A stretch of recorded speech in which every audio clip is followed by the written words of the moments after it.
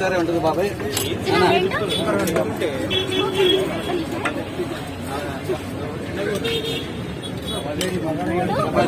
వెజ్జేనా? 3 veg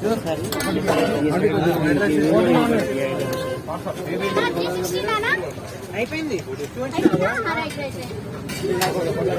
4 అయిపోయినాయి వాళ్ళకి. బాబాయ్ వెజ్ కర్రీలు ఉన్నాయి బాబాయ్. బాబాయ్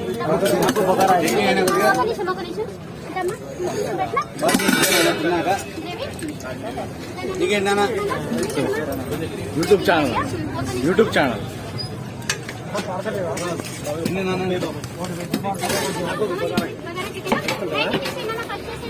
ట్రై చేస్తా.